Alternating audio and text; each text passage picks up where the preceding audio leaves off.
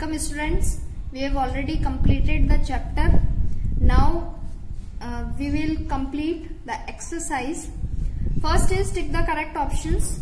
First, A का first, which of these is a unisexual plant? Unisexual plant का एक example बताना है. That is potato, mango and orange. They are bisexual plants. Second is which of these is an agent of dispersal of seeds? Seeds का dispersal का जो agent है वो इसमें से कौन है? सन, रॉक और वाटर. तो वाटर है.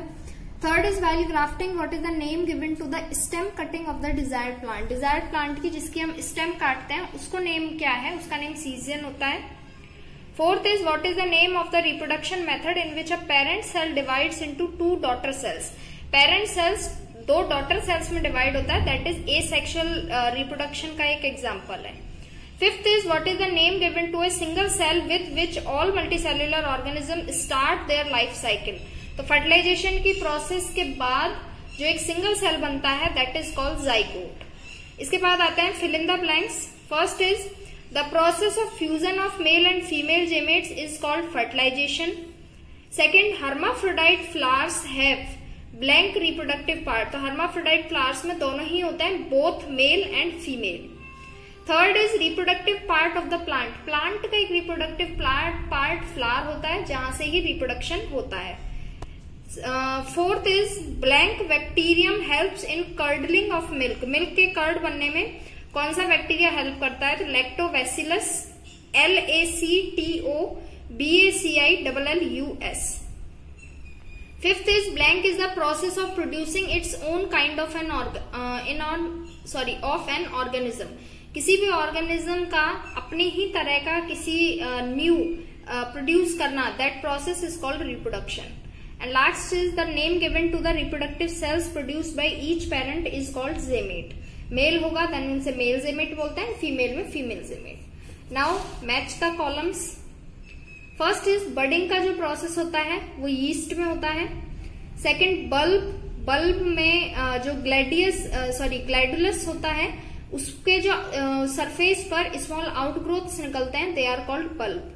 थर्ड इज फिजन का जो प्रोसेस होगा वो बैक्टीरिया में. फोर्थ, फ्रेगमेंटेशन का प्रोसेस स्पाइरोगायरा या एल्गी, दोनों में से कुछ भी हो सकता है.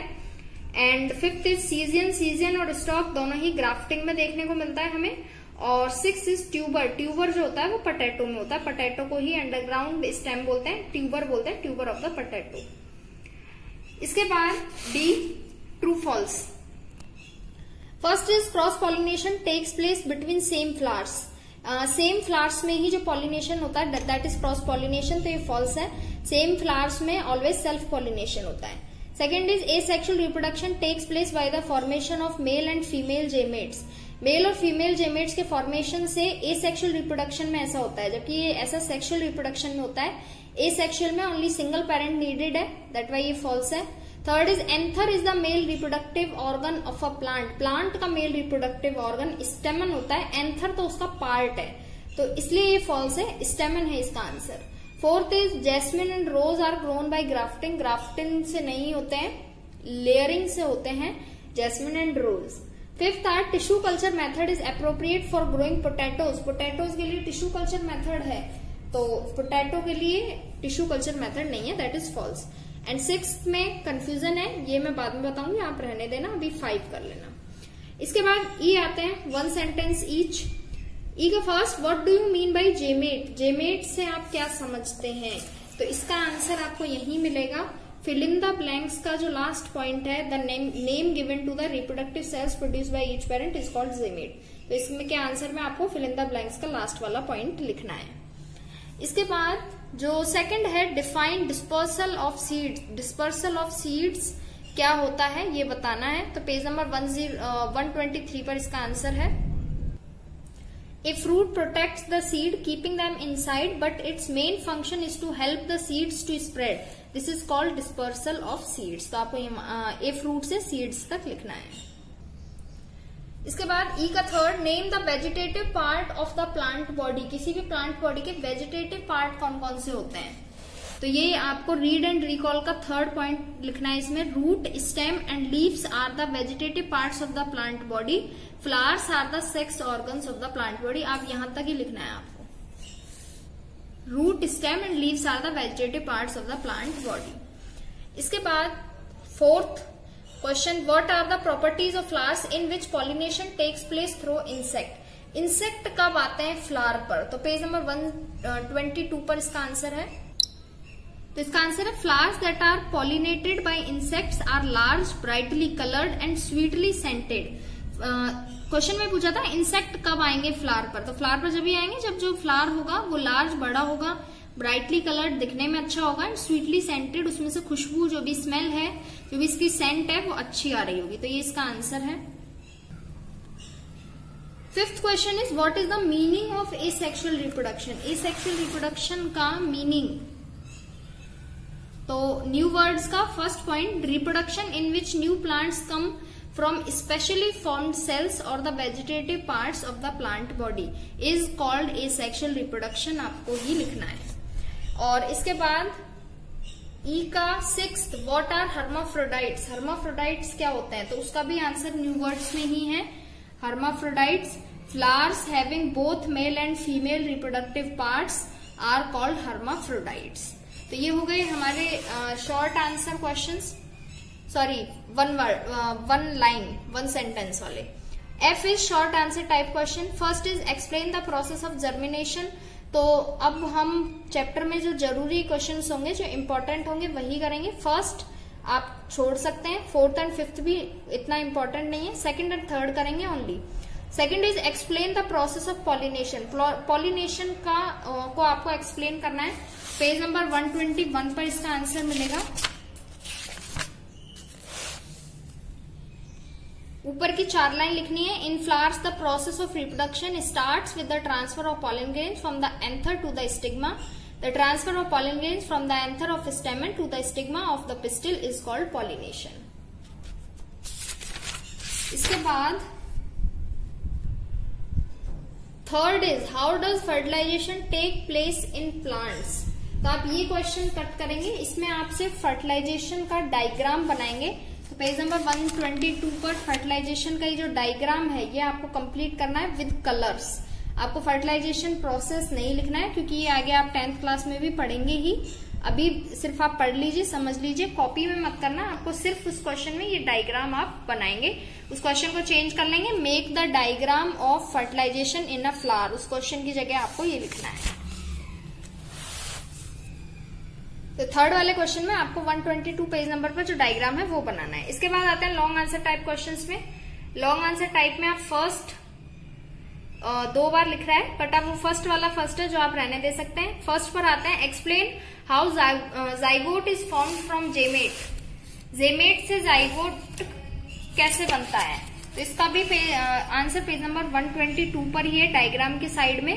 Once the male gamete reaches the egg cell, the two fuse with each other and form a fertilized cell known as the zygote। वैसे ही लॉन्ग आंसर टाइप क्वेश्चन है बट इतना इनफ है इसके आंसर के लिए। इसके बाद आते हैं जो इसने सेकंड क्वेश्चन दिया हुआ है, differentiate between asexual and asexual reproduction. ये आप रहने दीजिए, आगे भी पढ़ना है 10th क्लास में। थर्ड पर आते हैं right short notes on the following. ये क्वेश्चन आप खुद करेंगे शॉर्ट नोट्स वाला। Budding, fission, grafting, tissue culture. Tissue culture आप रहने दे सकते हैं क्योंकि ये हमने नहीं पढ़ा है, बाकी ये तीनों आपने पढ़े हैं। तो इसमें शॉर्ट नोट्स की बजाय wait, budding,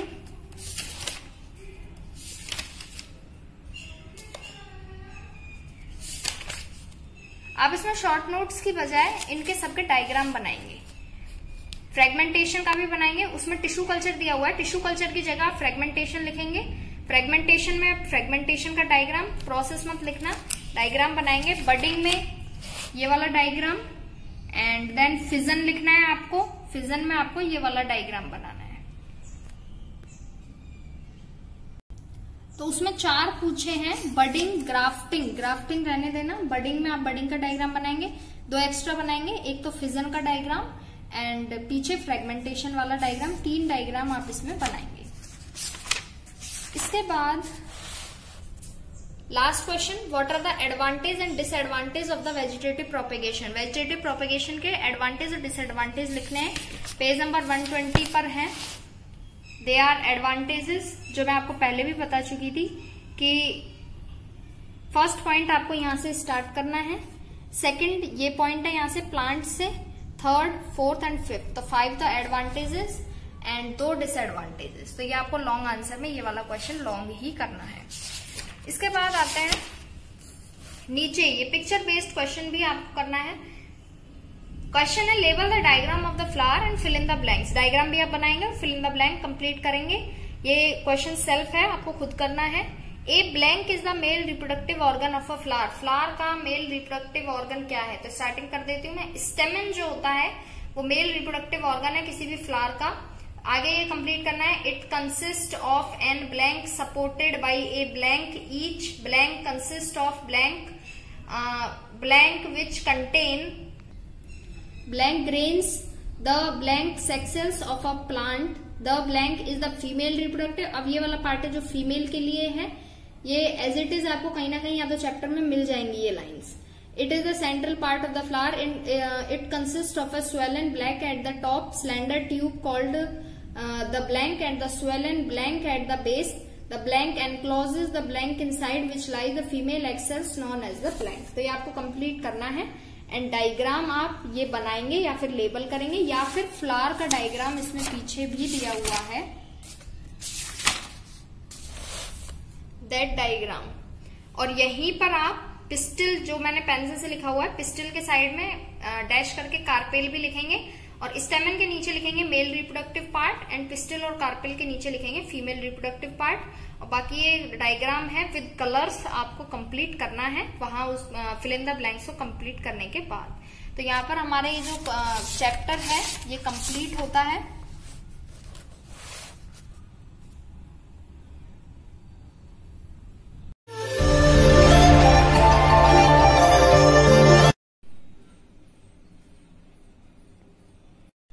Welcome students, we are discussing about chapter 12 reproduction in plants। इसमें हमने 2 टाइप्स पढ़े हैं रिप्रोडक्शन में, asexual and sexual. Asexual reproduction हम कंप्लीट कर चुके हैं एंड सेक्सुअल रिप्रोडक्शन फ्लावर से हमने स्टार्ट किया था।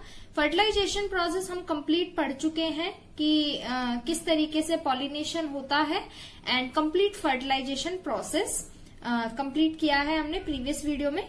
Today's topic is seed formation, की जो फॉर्मेशन होता है सीड का वो किस तरीके से होता है।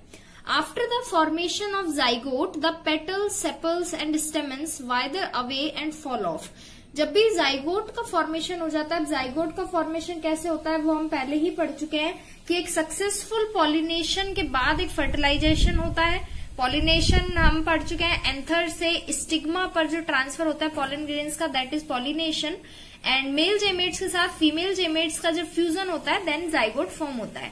तो ये जाइगोट फॉर्म हो जाता है, उसके बाद पेटल, सेपल और स्टेमन ये सब कुछ झड़के गिर जाते हैं।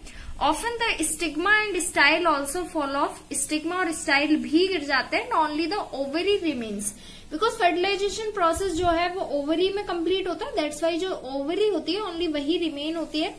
The ovules in the ovary contain a supply of food. Ovary के अंदर ओव्यूल होते हैं जो सप्लाई करते हैं फूड का and zygote takes in this food and develop into a embryo. और जो जाइगोट बनता है मेल एंड फीमेल जेमेट्स के फ्यूजन से वही डेवलप होता है और एम्ब्रियो बन जाता है वही जाइगोट।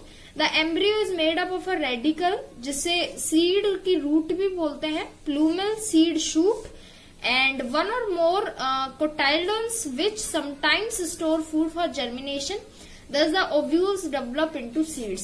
तो आपको मेनली ये याद रखना है कि जाइगोट के फॉर्मेशन के बाद petal, sepal and स्टेमन, either stigma और स्टाइल सब कुछ गिर जाता है, ओनली ओवरी बचता है। ओवरी के अंदर जो ओव्यूल है वो फूड का सप्लाई करता है एंड जाइगोट डेवलप हो जाता है एम्ब्रियो में एंड देन वहीं पर सीड फॉर्मेशन होता है।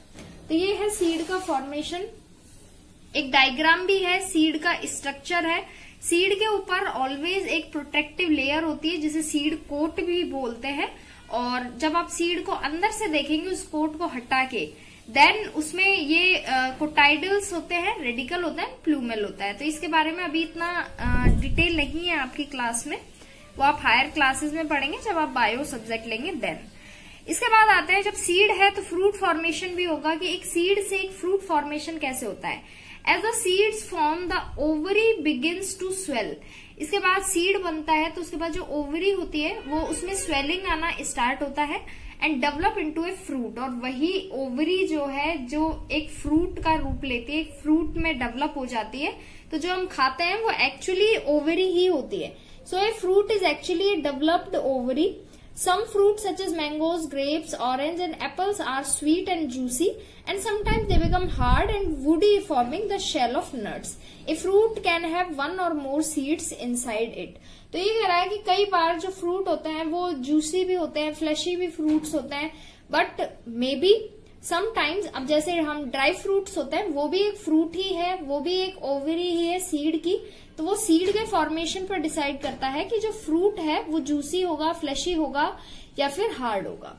तो यहाँ फ्रूट फॉर्मेशन है, ओवरी ही आगे डेवलप होकर फ्रूट फॉर्मेशन करती है। इसके बाद dispersal of fruits and seed. Dispersal हम पहले भी पढ़ चुके हैं, जिसमें हमने एजेंट्स ऑफ पॉलिनेशन में पढ़ा था कि डिस्पर्सल होता है किसी भी एक जगह से दूसरी जगह पर ट्रांसफर। अब वो कैसे भी हो सकता है, डिस्पर्सल बाय विंड भी होता है, बाय वाटर भी होता है, बाय इंसेक्ट्स भी होता है। तो अब हम फ्रूट्स एंड सीड्स का डिस्पर्सल पढ़ेंगे।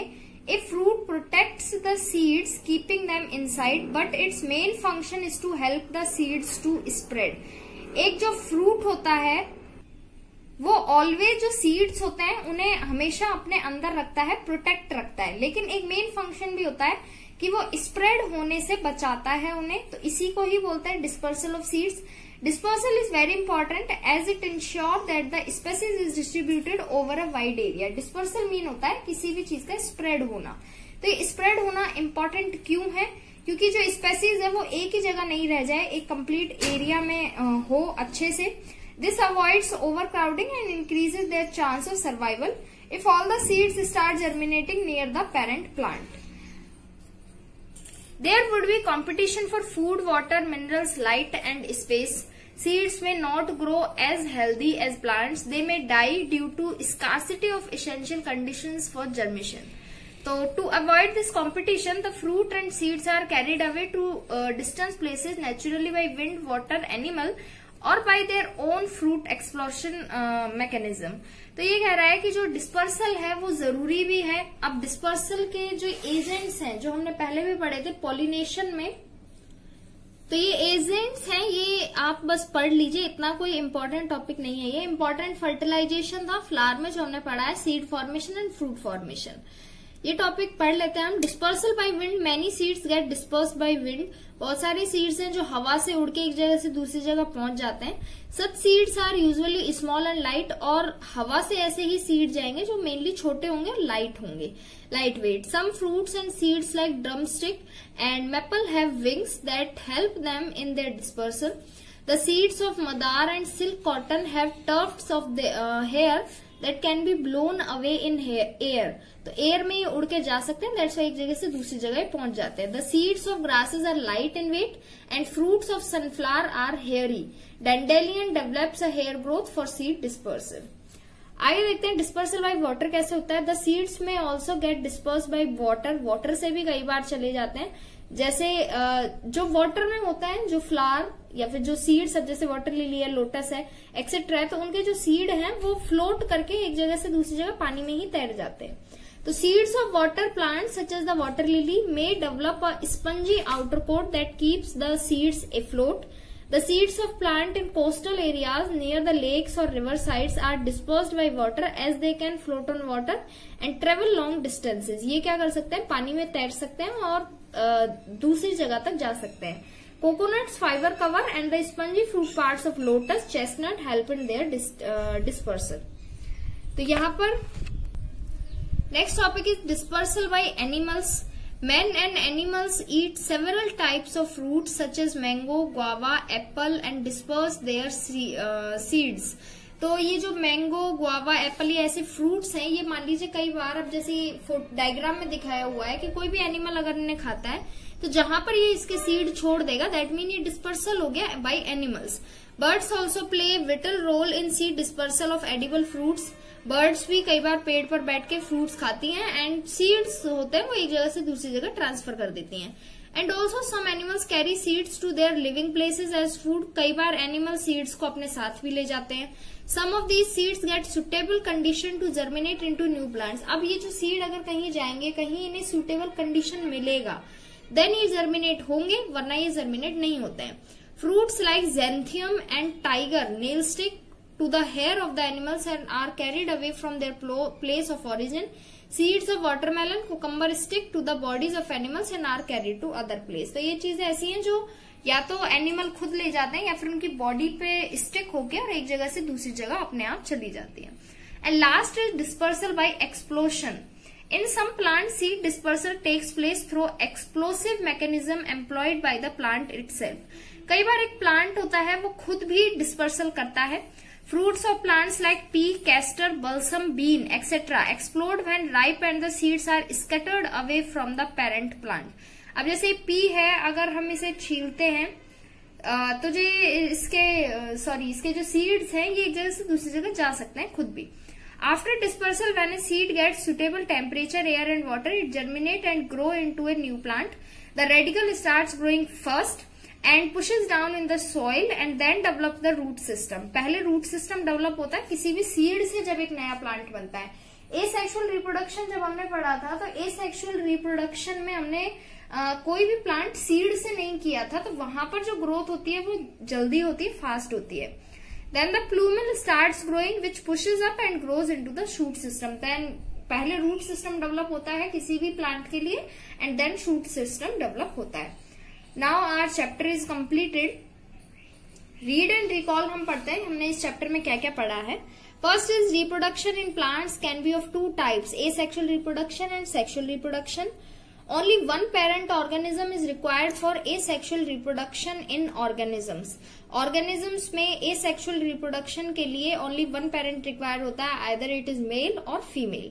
Root, stem and leaves are the vegetative parts of the plant body. किसी भी body के root, stem and leaf ये vegetative parts होते हैं जिससे हम एक नया plants बना सकते हैं।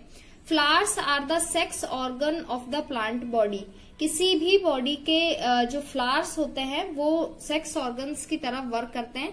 Seeds help in the multiplication of plants. Plants के मल्टीप्लीकेशन में सीड हेल्प करते हैं जिससे ही एक नया प्लांट बनता है। Asexual mode of reproduction in plants are fission, budding, spore formation, fragmentation and vegetative reproduction. ये सारे टॉपिक हम पढ़ चुके हैं। Bacteria reproduce by fission. Some simple organisms like yeast reproduce by budding. Non-flower plants reproduce by spore formation and Spirogyra reproduce by fragmentation. Each modes of reproduction का एक example दिया गया है कि फिजन से बैक्टीरिया होता है, यीस्ट की प्रोसेस बडिंग से होती है एंड जो नॉन फ्लावरिंग प्लांट्स हैं उनमें स्पोर फॉर्मेशन होता है एंड स्पाइरोगायरा बोल लीजिए, एल्गी बोल लीजिए, इसमें फ्रेगमेंटेशन का प्रोसेस होता है। Some artificial methods used to propagate plants vegetatively. कुछ artificial methods हैं, cutting, layering, grafting and tissue culture. Tissue culture हमने नहीं पढ़ा है, cutting, layering and grafting important है जो आपको पढ़ना है। इसके बाद आते हैं stamen is the male reproductive organ and pistil और carpel दो नेम है female reproductive organ of the flower के। Wind, insects, water and animals are some external agents. ये agents होते हैं जिनको pollinators भी बोलते हैं, जिनसे pollination का process spread होता है। And last point is the dispersal of seeds take place through different agent. Dispersal of seed के लिए भी यही agents हैं, wind, water and animals. ये है read and recall. Now new words. First is asexual reproduction. तो reproduction in which new plants come from specially formed cells or the vegetative parts of the plant body. किसी भी body के या तो vegetative part से हो रहा है या फिर किसी नए सेल से ही जो रिप्रोडक्शन होगा एसेक्सुअल रिप्रोडक्शन बोलते हैं। बाइनरी फिजन में हमने क्या पढ़ा था, reproduction in which one cell divides by fission into two, एक सेल दो में डिवाइड होगी देन बाइनरी फिजन होगा। बर्ड्स क्या होता है, स्मॉल आउटग्रोथ्स होती है produce from the body of the simple organism. किसी भी ऑर्गेनिज्म के बॉडी पर सरफेस पर जो छोटे छोटे आउटग्रोथ निकलते हैं they are buds. And spores tiny cells protected by a thick wall. Vegetative reproduction बार बार हम पढ़ रहे हैं, that is method to form new plants from the parts of the mother plant. एक प्लांट होता है जिसे मदर प्लांट बोलते हैं, पेरेंट प्लांट भी बोल सकते हैं, उसके ही किसी पार्ट से, चाहे वो पार्ट स्टेम हो सकता है, रूट हो सकता है, लीफ हो सकता है, उससे एक नया प्लांट बनाने का जो प्रोसेस है दैट इज वेजिटेटिव प्रोपेगेशन या vegetative reproduction, such as root, stem और leaf without the help of any reproductive organ. इसके बाद एक ट्यूबर। ट्यूबर क्या होता है? Underground stem of potato. Potato जो होता है वो हम पढ़ चुके हैं, अंडरग्राउंड स्टेम बोलते हैं उसे, बिकॉज उसके सरफेस पर कोई हेयर्स नहीं होते हैं, तो वो अंडरग्राउंड स्टेम का एक एग्जाम्पल है। तो पोटैटो को तो ट्यूबर बोलते हैं, एंड सिमिलरली बल्ब जो है वो गार्लिक, अनियन एंड ग्लैडियस के लिए यूज में लिया जाता है। जेमेट क्या होते हैं? जेमेट ईच पेरेंट, चाहे वो मेल हो या फीमेल हो, उसका जो रिप्रोडक्टिव सेल होता है, एक ऐसी सेल जिससे रिप्रोडक्शन का प्रोसेस होगा आगे, दैट इज जेमेट। जाइगोट क्या होता है? The first cell of the new organism. जो भी नया ऑर्गेनिज्म बन रहा है उसकी जो फर्स्ट सेल होगी उसको जाइगोट बोलते हैं। किससे बनती है? As a result of fusion of male and female gamete. और इस फ्यूजन के प्रोसेस को ही फर्टिलाइजेशन बोलते हैं। Fertilization is the fusion of the male and female जेमेट्स।